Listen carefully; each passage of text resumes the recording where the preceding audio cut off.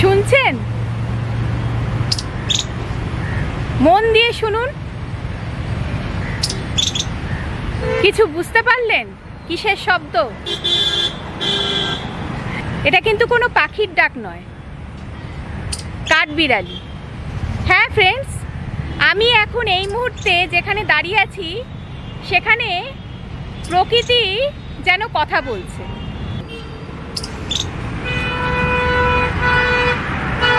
এই মুহূর্তে ফ্রেন্ডস আমি যেখানে দাঁড়িয়ে আছি সেখানে আমার পেছনে দেখছেন প্রকৃতি, সবুজ প্রকৃতি, মনোরম দৃশ্য। আর তার ঠিক উল্টো দিকে হচ্ছে ব্যস্ততম শহরের রাস্তা। হ্যাঁ ফ্রেন্ডস, আমার পেছনেই হচ্ছে বিশ্ব বাংলা সরণি। লেখাটা আমার পেছন দিক দিয়ে দেখছেন, ওই ফুটে। আমি একদম এই ফুটে চলে এসেছি। তাহলে বেশি কথা না বাড়িয়ে চলুন এগোতে থাকি। এখন বিকেল 4টে বেজে গেছে। আজকে আমি যেখানে এসেছি সেখানে হচ্ছে 4:30 থেকে 7:30 অবধি টাইম। ওখানে গিয়ে বাকি কথাটা বলবো।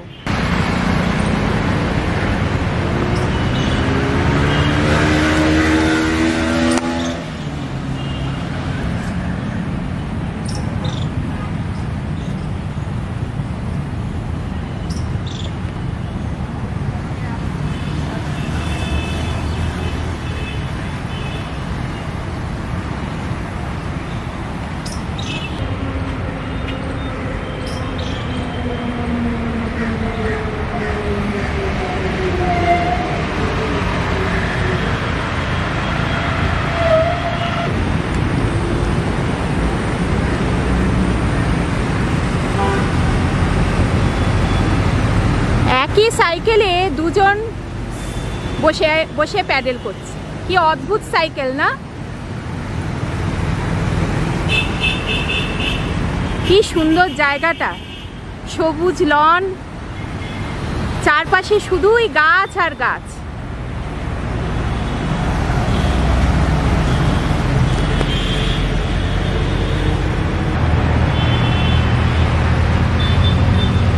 মনটা কিছুক্ষণের জন্য ভালো হয়ে গেল। আমাদের এই দৈনন্দিন জীবনের এই ব্যস্ততম কোলাহলপূর্ণ শহরের বুকে এরকম একটা সুন্দর মনোরম পরিবেশ যে আছে সেটা এখানে না এলে আপনারা বুঝতে পারবেন না।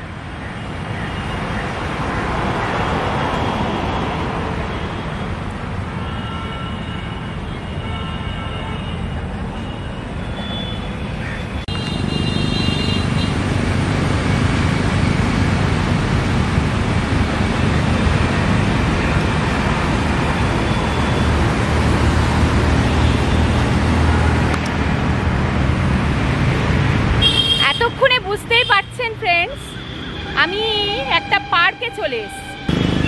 অনেকে যেমন এইরকম পার্ককে প্রকৃতি ঘেরা এইরকম সুন্দর সবুজ বনানী এইরকম মনোরম পরিবেশের মধ্যে পার্ক, অনেকে বলেন যে এইরকম পার্ক হচ্ছে কলকাতার হৃৎপিণ্ড, আবার আমি বলি কলকাতার ফুসফুস।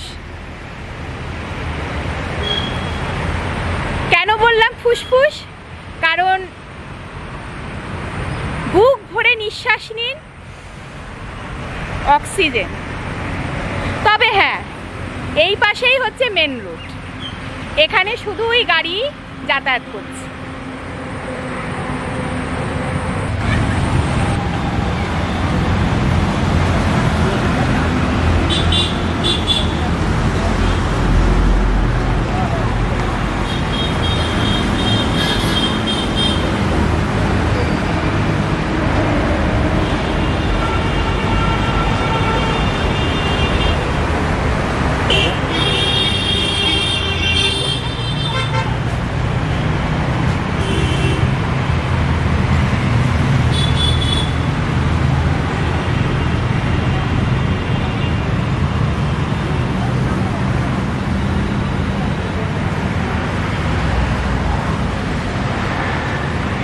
সবুজ গাছপালা ঘেরা রাস্তা দিয়ে হাঁটতে হাঁটতে অবশেষে চলে এসেছি আমার গন্তব্যে।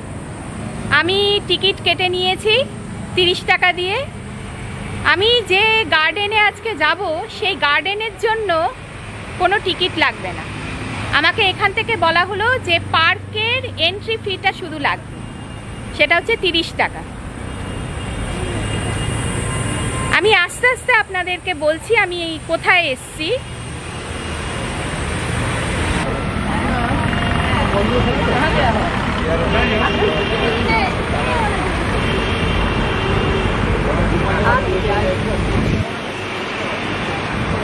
এইদিকে অটো টোটো স্ট্যান্ড, বাস রাস্তা, আমার উল্টো দিকে তারই পাশে মিষ্টি হাব। কিছুটা আন্দাজ করতে পেরেছেন নিশ্চয়ই। হ্যালো এভরিওয়ান, আমি Ishita, welcome back to my channel fashion shopping blogs. হ্যাঁ ফ্রেন্ডস, আমি আজকে চলে এসেছি ইকো পার্কে।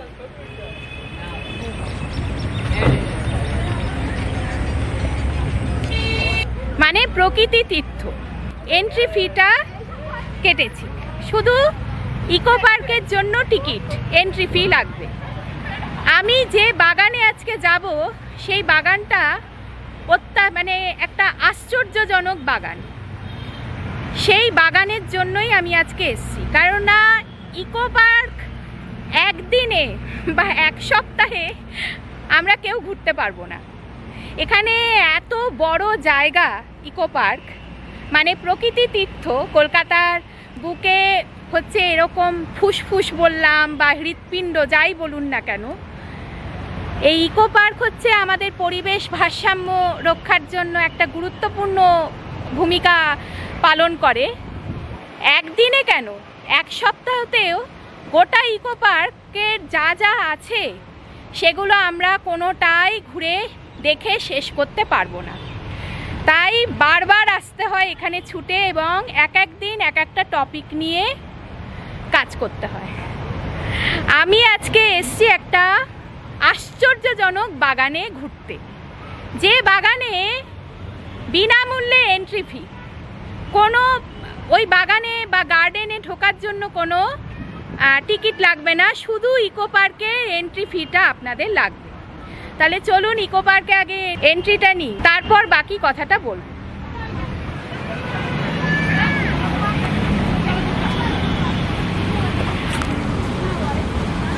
আপনি কোনো কোম্পানি থেকে এসেছেন? না, আমি fashion shopping blogs YouTube channel থেকে এসেছি।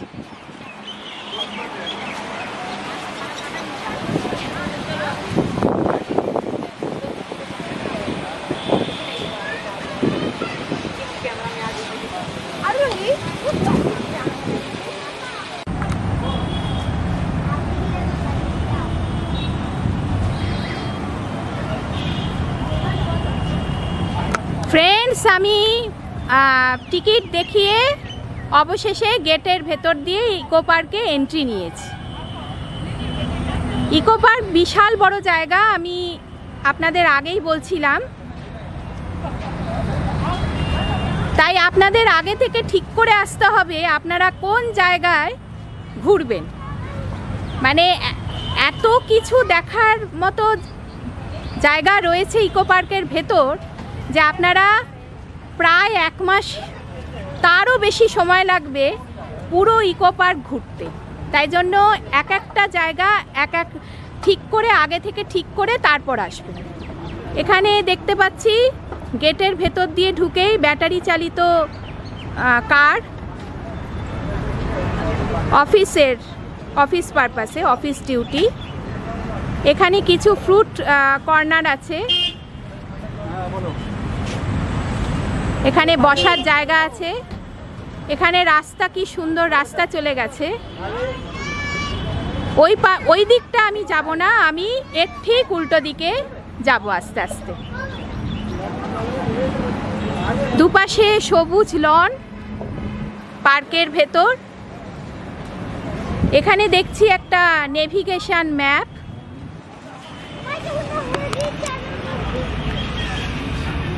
ফ্রেন্ডস, আমার পেছনে নেভিগেশন ম্যাপ। এখানে যেমন লেখা আছে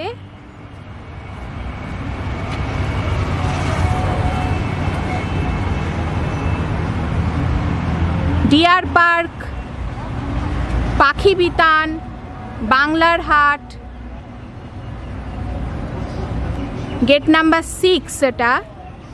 তারপর গেট নাম্বার 5-এর আন্ডারে তার ভেতরে কি কি দেখতে পাবেন, গেট নাম্বার 3-তে কি, কোথা দিয়ে এটিএম, ওয়াটার এটিএম কোথায় কোথায় আছে, সব কিছু এখানে এই ম্যাপে সুন্দর করে বোঝানো।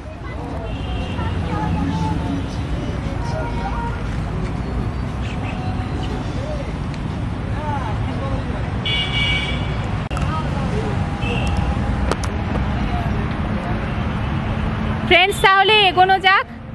আমি এই রাস্তা দিয়ে, এই যে সোজা রাস্তাটা গেছে, এই রাস্তা দিয়ে সোজা এগোতে থাকবো।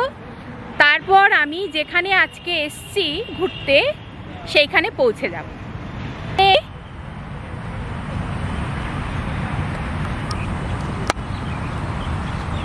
ফোকাস করছি ক্যামেরাটা। Welcome to rain forest eco park. Have you spotted any of these bird species in this area? Take a look around you. Common hawk cuckoo,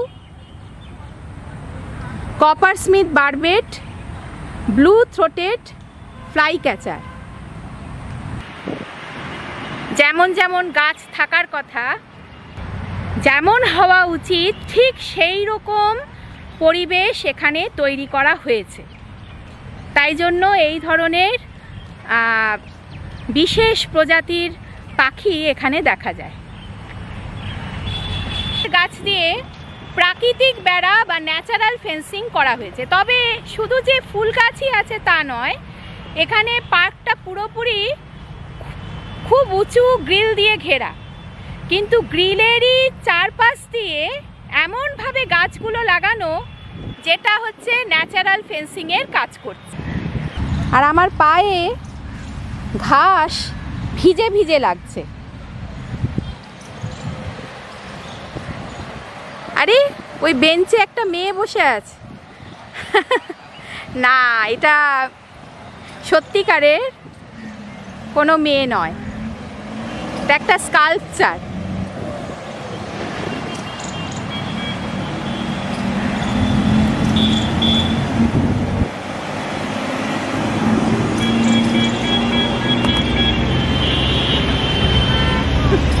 সত্যিকারের মেয়ে নয়, কিন্তু sculpture. Hi, hello.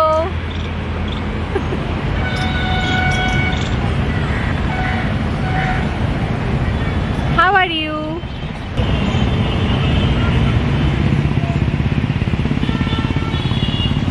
We are friends.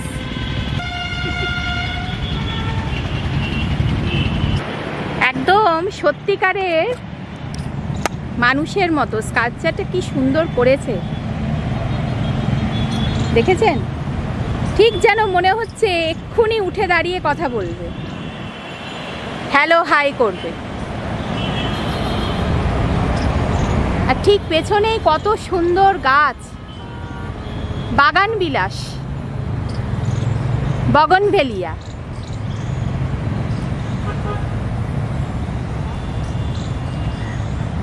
এই যে বলছিলাম natural fencing,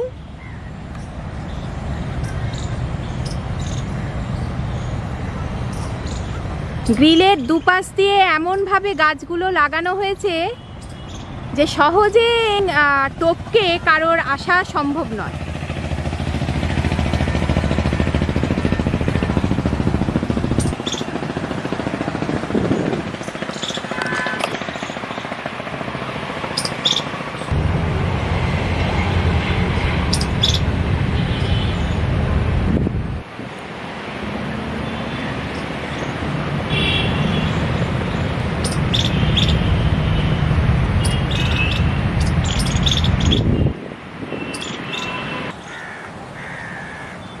কি সুন্দর light পোস্টগুলো।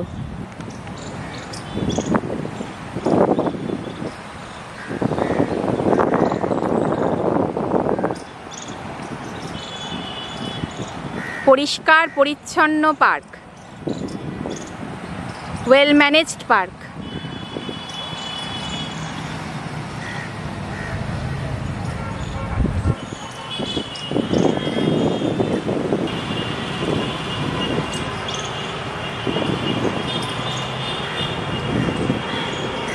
আরে ওই দূরে মানে এই যে গাছগুলো একদম ওই পাশটায় কেমন ধোঁয়ার মতো লাগছে না? চলুন তো একবার গিয়ে দেখি ব্যাপারটা কি।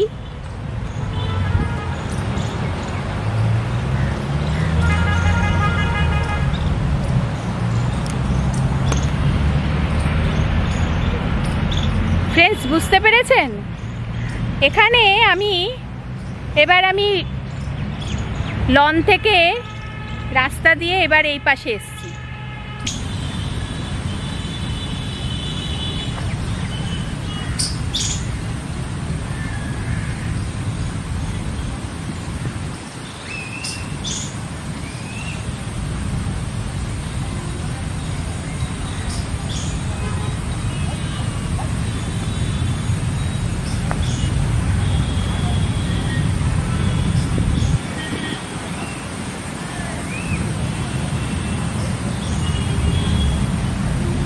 বাবা, কি বড় বড় স্কাল্পচার! ঠিক সত্যিকারের জিরাফের মতো লাগছে।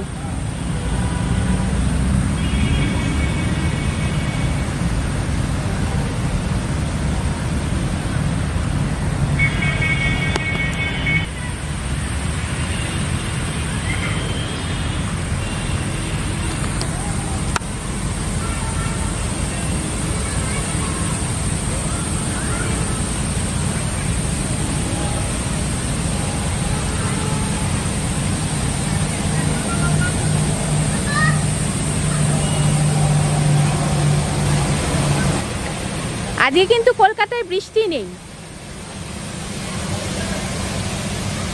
কিন্তু এ পাশে পরিবেশটা একদম অন্যরকম।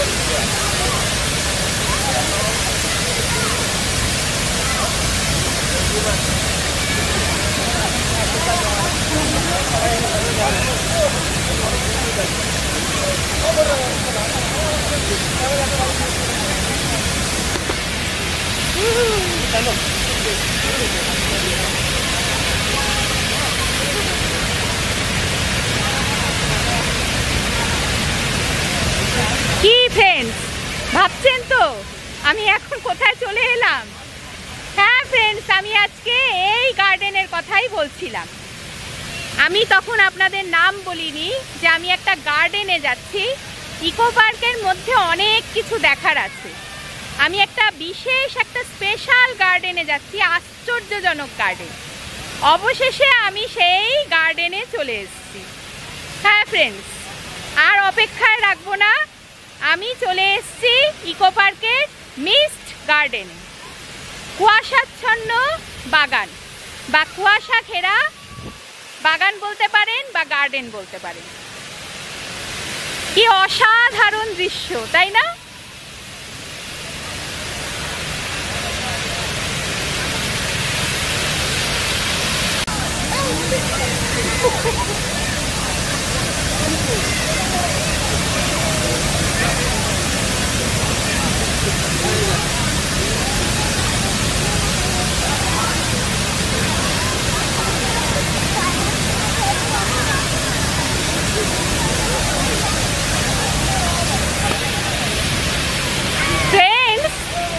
এখানে এসে আমার ফিলিংস যেটা হচ্ছে, সেটা মনে হচ্ছে চারপাশে কুয়াশা।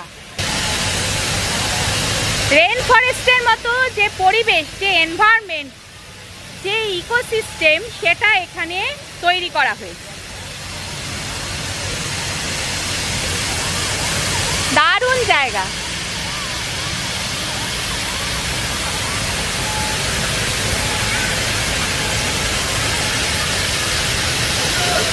এইখানে একটু জলের অনুভূতি পাচ্ছি, আমার ক্যামেরা লেন্স ভিজছে। শাওয়ার এরিয়া, এখানে লেখা শাওয়ার এরিয়া।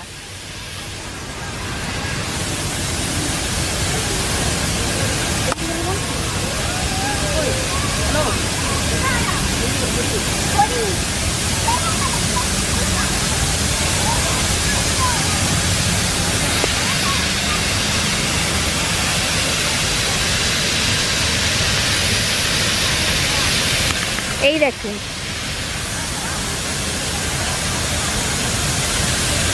মনে হচ্ছে বৃষ্টি হচ্ছে।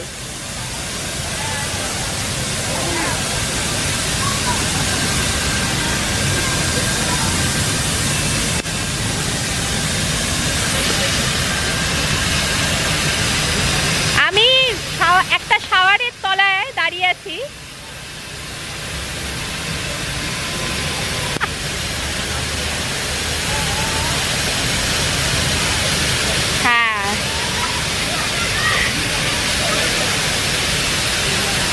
জল ভিজে যাচ্ছি।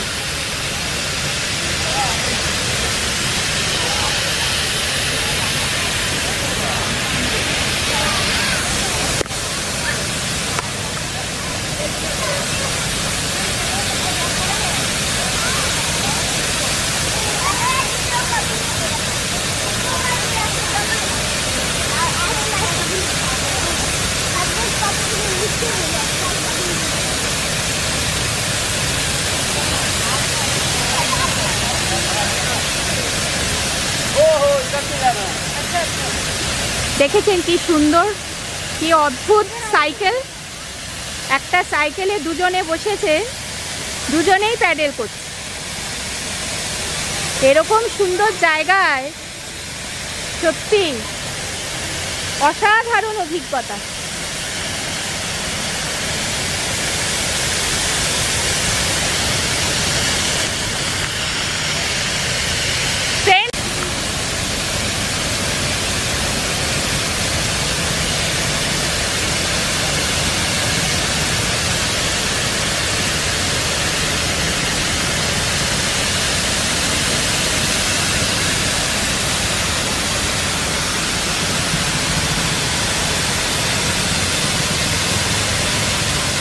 সেটা চেঞ্জিং রুম।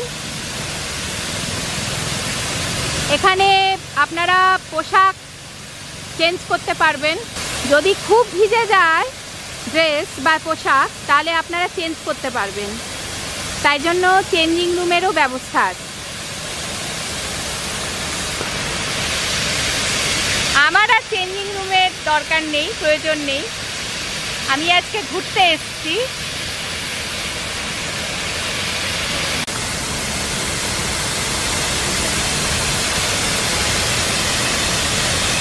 এখানে চারপাশ দিয়ে সুন্দর বসার বেঞ্চ, আর এখানে একটা মধ্যেখানে একটা মঞ্চ মতো আছে,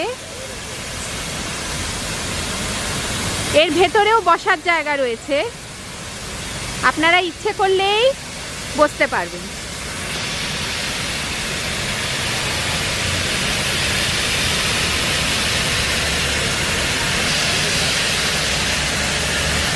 একটু বসা যাক, কি বলেন? বেঞ্চটা পুরো ভিজে, ঠিক আছে, কোনো ব্যাপার না, এইভাবেই বসি।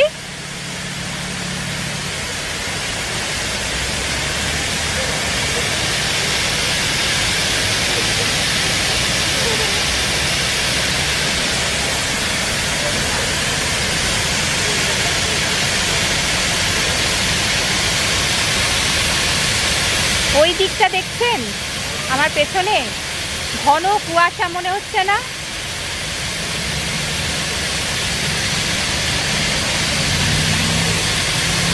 এই জন্যেই এই গার্ডেনের নাম মিস্ট গার্ডেন।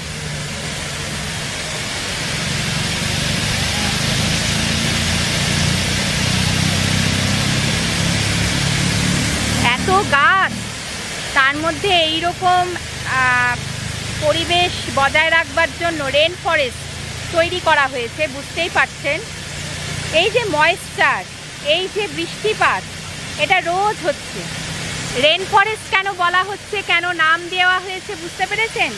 এমনভাবে পরিবেশ এখানে ভারসাম্য বজায় রাখা হচ্ছে যে এখানে সত্যিকারের রেন ফরেস্টে, অ্যামাজনে আপনারা অনুভূতি পাবেন, এবং এখানে বেশ কয়েকটা স্পেশাল স্পিসিস, বার্ড স্পিসিস এখানে দেখতে পাওয়া যায়, যেটা আমি একদম প্রথমে যখন পার্কে ঢুকেছিলাম সেখানে একটা সাইনবোর্ড দেখিয়েছিলাম আপনাদের মনে থাকতে পারে।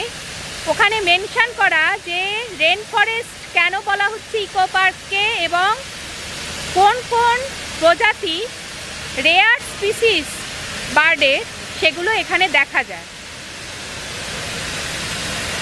ঠিক এই কারণে, কেননা এখানে ইকোসিস্টেমটা এমনভাবে তৈরি করা হয়েছে।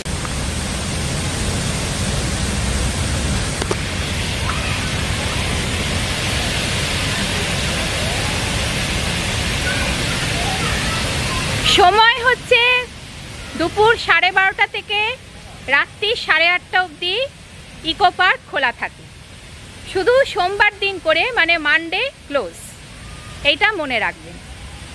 আর এই মিস্ট গার্ডেনে ঢোকার জন্য কোনো আলাদা করে কোনো এন্ট্রি ফি লাগে না, মানে টিকিট লাগে না, শুধু ইকো পার্কের এন্ট্রি ফিটা লাগে, তারপরে আপনারা এখানে চলে আসতে পারবেন।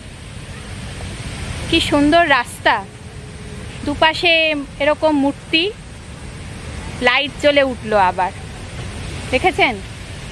এখন বিকেল বেলা, তাই জন্য আস্তে আস্তে লাইট জ্বলে উঠলো।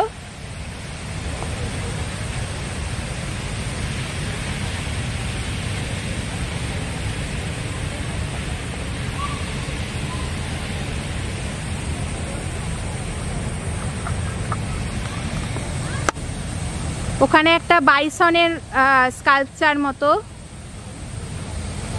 ছোটরা যাতে মজা পায় সেই কারণে, মানে রেন ফরেস্টে যে পশুগুলো থাকে, যে অ্যানিম্যালগুলো থাকে, সেইগুলো ওই মোটামুটি বাচ্চাদের বোঝানোর জন্য জিরাফ, তারপর বাইসন, এইগুলো স্কাল্পচার তৈরি করে রাখা হয়েছে। ছোট থেকে বড় সবার ভালো লাগবে, এইটাই আমার বলবার উদ্দেশ্য।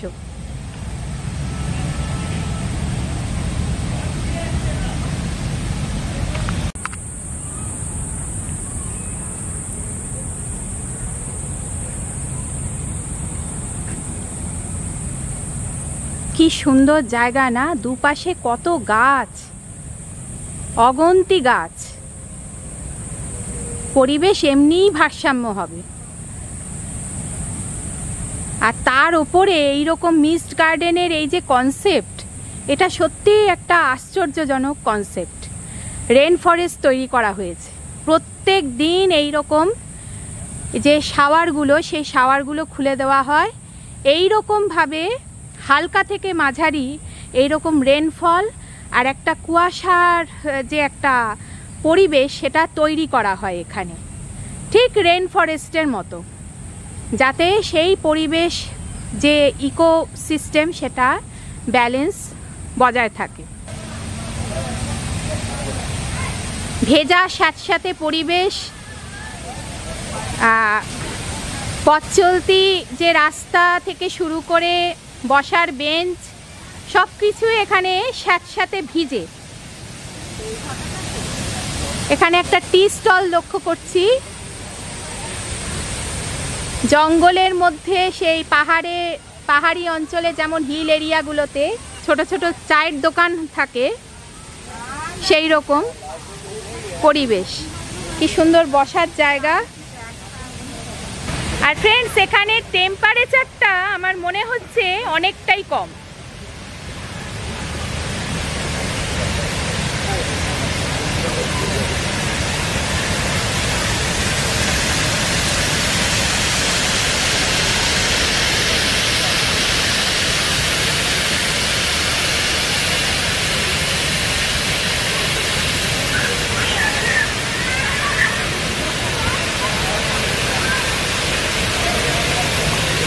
দেখি একটু এখানে উঠে।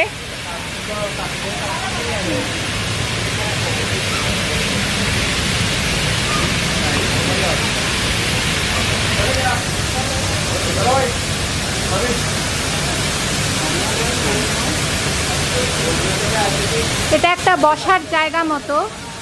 এমনিতেই গার্ডেনের ভেতর অনেক সুন্দর সুন্দর বেঞ্চ আছে, বসার জায়গা আছে। তাছাড়াও গার্ডেনের একদম মিস্ট গার্ডেনের একদম সেন্ট্রাল পজিশনে একটা শেল্টার মতো বসার জায়গা আছে। এখানে খুব যদি ভিজে যান তাহলে এখানে বসে বিশ্রাম নিতে পারবেন।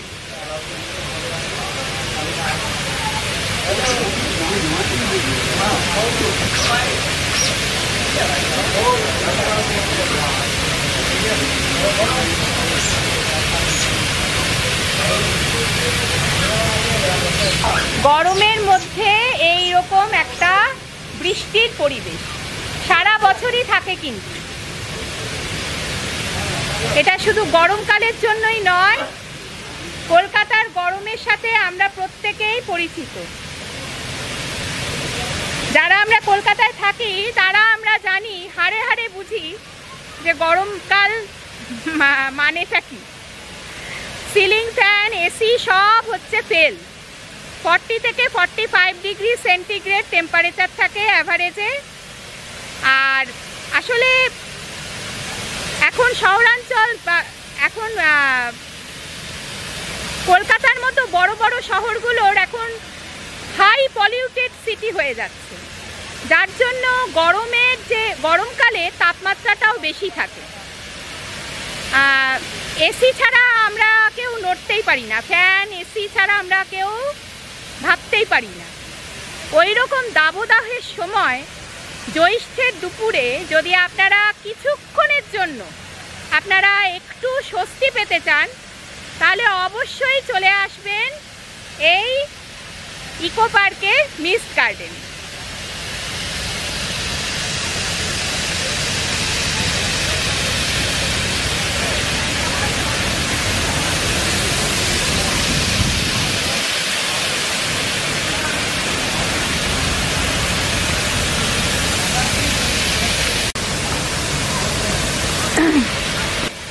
ফ্রেন্ডস, আমি ভীষণ লাকি আজকে। আমি এই মিস্ট গার্ডেনে ঘুরতে ঘুরতে অবশেষে আমি এই গার্ডেনের মেনটেনেন্স একজন কর্মী মানে স্টাফের সাথে আমার দেখা হয়েছে।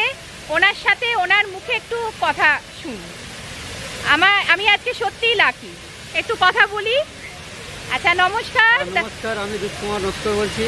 আপনার নামটা একটু বলুন আবার। আমার নাম দুধ কুমার নস্কর বলছি। আচ্ছা, আপনি বলুন একটু মিস্ট গার্ডেন সম্পর্কে বলুন। মিস্ট গার্ডেন রেন ফরেস্টের মিস্ত্রিটা আমি।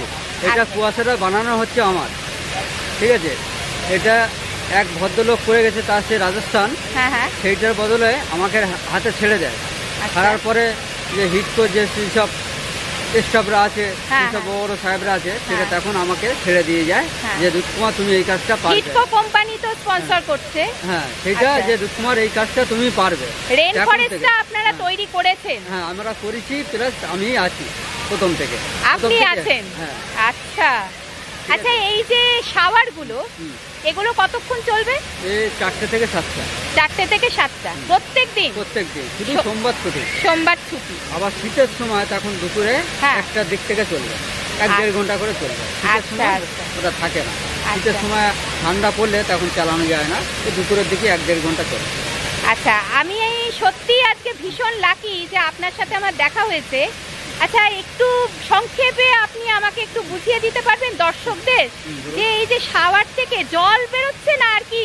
এটা হচ্ছে জল একটু আছে, হ্যাঁ হ্যাঁ, আর একটু হাওয়া আছে। কম্প্রেসার মেশিন আছে 4টে। আচ্ছা। আর দুটো হচ্ছে পাম্পের থেকে জলটা উঠে ডাইরেক্ট, এটা সাবমার্সেলের জল।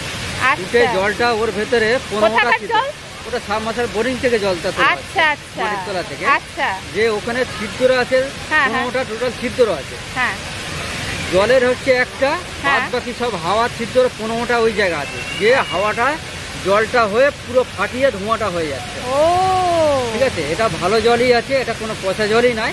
হ্যাঁ হ্যাঁ, ঠিক আছে, এতে জল লাগলেও একদম পরিষ্কার জল, পরিষ্কারই জল। হ্যাঁ, এটা যখনই নজল একটু জাম হয় তখন আমাকে উঠতে হয়, এই মই আছে, এই মইটার উপর উঠে আমাকে কাজটা করতে হয়। আচ্ছা, অদ্ভুত সুন্দর। আর তাই জন্য এইরকম ভাবে পরিবেশের ভারসাম্যটা রক্ষা পাচ্ছে। হ্যাঁ, এই রেন আপনাদের অক্লান্ত পরিশ্রম এর পেছনে। তারপরে সব যত নায়ক নায়িকারা আসে, সব শুটিং হলে তখন আমাকে থাকতে হয়, তখন অনেক আউটডোর শুট হয়। হ্যাঁ, তখন সব আমাকে দায়িত্বটা নিতে হয় যে এটা ভাই তুমি একদম ময়েশ্চার, ঠিক মনে হচ্ছে কুয়াশা, ঘন কুয়াশা, তার মধ্যে বৃষ্টি হচ্ছে, পুরো অন্ধকার হয়ে যায় জায়গাটা। এখন হাওয়া চলছে বলে উঠে যাচ্ছে।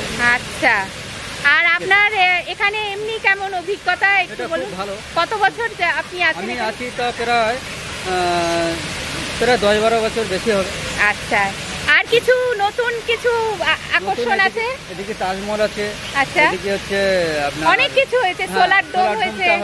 দেখার কিছু একদিনে ঘুরে শেষ করা যাবে না, একদিনে হবে না। 470 একর জমি আছে এখানে। 470? হ্যাঁ, 470। কলকাতার হৃৎপিণ্ড বা ফুসফুস বলতে পারেন। হ্যাঁ, এটা কলকাতার সেরা পার্ক। সত্যি কথা, মানে আপনাদের কাছে অসংখ্য অসংখ্য ধন্যবাদ যে এই যে হাই পলিউটেড সিটি, তার ভেতরে এইরকম একটা এত সুন্দর পরিবেশ।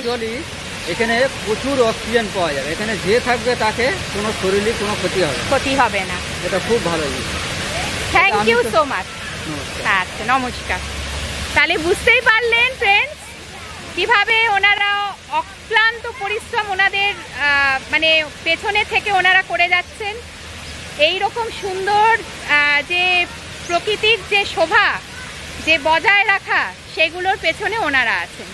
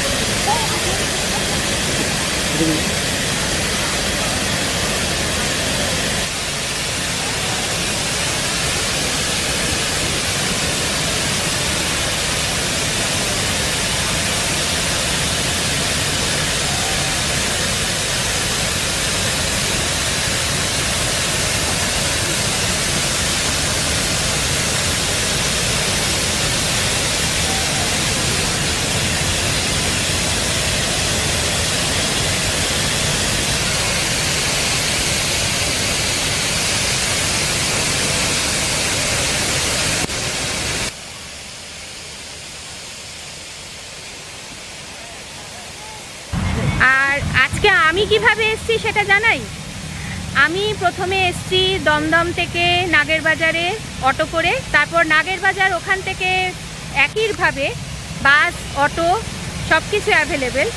আমি অটোতে করে নাগেরবাজার থেকে airport, Dumdum airport gate number 1-এ স্টপেজে নেমেছি। তারপর ওখানে রাস্তা ক্রস করে যে কোনো কাউকে ট্রাফিক সার্জেন্ট ওখানে সাহায্য করবেন আপনাদের।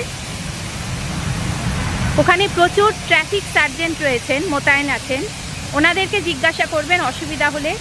রোড ক্রস করে আপনারা নিউ টাউনগামী যে বাসগুলো চিনার পার্ক, সিটি সেন্টার টু হয়ে তারপর ইকো পার্কে আসছে, সেই রকম বাসে উঠে পড়বেন। আমার মনে হয় কলকাতার এখনো অনেকেই জানেন না যে বাড়ির কাছেই, কলকাতার একেবারে কাছেই এইরকম একটা সুন্দর বাগান রয়েছে, আশ্চর্য রকম বাগান।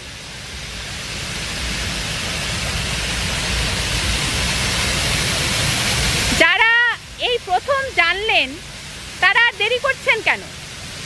চলে আসুন, ফ্যামিলি ফ্রেন্ডসকে নিয়ে চলে আসুন। গরমের থেকে কিছুক্ষণের জন্যে মুক্তি পাবেন বা স্বস্তি পাবেন।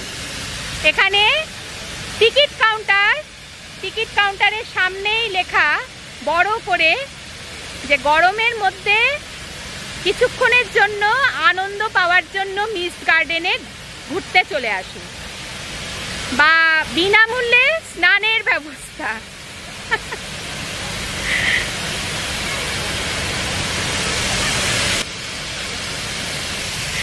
এখন কিন্তু ভিজে গেছি, সত্যি ফ্রেন্ড, এখন কিন্তু বেশ খানিকটা ভিজে গেছি।